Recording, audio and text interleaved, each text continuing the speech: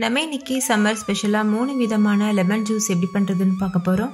இது நல்லா ரிஃப்ரெஷிங்காகவும் ரொம்ப டேஸ்ட்டாகவும் இருக்கும். செய்கிறதும் ரொம்ப ஈஸி. ஹாய் ஃப்ரெண்ட்ஸ், வணக்கம். என் பேர் Abhi. Welcome to Indian recipes Tamil. வீடியோக்குள்ளே போகிறதுக்கு முன்னாடி நம்ம சேனல் இந்தியன் ரெசிபீஸ் தமிழை சப்ஸ்கிரைப் பண்ணிக்கோங்க. கூடவே இருக்க பெல் சிம்பலையும் கிளிக் பண்ணிக்கோங்க.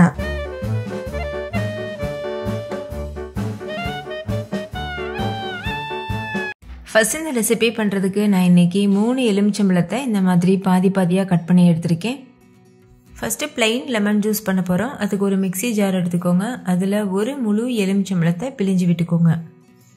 பாருங்கள், இந்த மாதிரி. அடுத்து இது கூட 2 டேபிள் ஸ்பூன் சர்க்கரை சேர்த்துக்கோங்க. நீங்கள் உங்களோட சுவைக்கு தகுந்த மாதிரி அதிகமாகவோ குறைவாகவோ சேர்த்துக்கலாம். ஒரு பிஞ்ச் அளவு உப்பு சேர்த்துக்கோங்க. சர்க்கரை சேர்க்க விருப்பப்படலைன்னா தேன் சேர்க்கலாம். கூடவே ஒரு துண்டு ஐஸ் க்யூப் சேர்த்துக்கோங்க. இப்போ 1 கப் தண்ணி சேர்த்துட்டு அரைச்சி எடுத்துக்கோங்க. அவ்வளோதான், பிளெயின் லெமன் ஜூஸ் தயாராகிருச்சு. இதை ஒரு பாத்திரத்துக்கு மாற்றிட்டு தேவையான அளவு தண்ணி சேர்த்துட்டு நீங்கள் சர்வ் பண்ணிக்கலாம். இது ஒரு 4 பேர் குடிக்கிற அளவுக்கு கரெக்டாக இருக்கும்.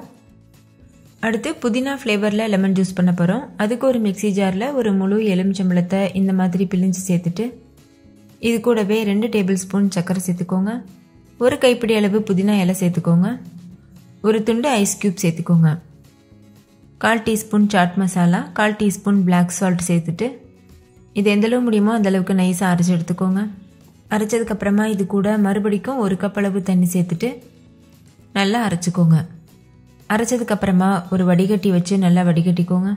பாருங்கள், இந்த மாதிரி வடிகட்டிட்டு தேவையான அளவு தண்ணி சேர்த்து மிக்ஸ் பண்ணிவிட்டு நீங்கள் சர்வ் பண்ணிடலாம்.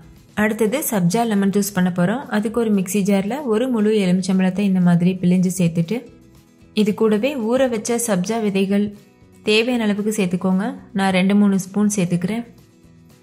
சப்ஜா சீட்ஸை 1 டீஸ்பூன் எடுத்து தண்ணியில் ஊற வச்சிங்கன்னா அது இந்த அளவுக்கு நிறையா கிடைக்கும். இதுலேருந்து நான் 2 டீஸ்பூன் மட்டும் சேர்த்துருக்கேன். அடுத்து ஒரு பிஞ்ச் உப்பு, 2 டேபிள் ஸ்பூன் சர்க்கரை சேர்த்துட்டு ஒரு துண்டு ஐஸ் க்யூப் சேர்த்துட்டு தேவையான அளவு தண்ணி சேர்த்து அரைச்சிக்கோங்க. அரைச்சிட்டு இதை வடிகட்ட தேவையில்லை, அப்படியே சர்வ் பண்ணணும். இப்போ இதில் தேவையான அளவு தண்ணி சேர்த்து மிக்ஸ் பண்ணிவிட்டு நீங்கள் சர்வ் பண்ணிக்கலாம். கொஞ்சமாக ஊற வச்ச சப்ஜா விதை சேர்த்து மிக்ஸ் பண்ணிடுங்க. ஏன்னா நம்ம அரைக்கும் போது போட்ட சப்ஜா விதைகள் எல்லாமே அரைப்பட்டிருக்கும், அதனால். அவ்வளோதான். இப்போ நம்ம 3 விதமான எலுமிச்சம்பழ ஜூஸ் தயார் பண்ணியிருக்கோம். இது 3த்தையுமே நம்ம சர்வ் பண்ணிடலாம். கிளாஸில் கொஞ்சமாக ஐஸ் க்யூப் போட்டுட்டு சர்வ் பண்ணிக்கோங்க. நான் இதில் சர்க்கரை யூஸ் பண்ணி தான் உங்களுக்கு செஞ்சு காமிச்சிருக்கேன். உங்களுக்கு சர்க்கரை சேர்க்க விருப்பப்படலைன்னா நாட்டு சர்க்கரை யூஸ் பண்ணலாம். தேன், அதுக்கப்புறம் பனங்கற்கண்டு, இந்த மாதிரியான ஸ்வீட்னர்ஸ் நீங்கள் யூஸ் பண்ணிக்கலாம்.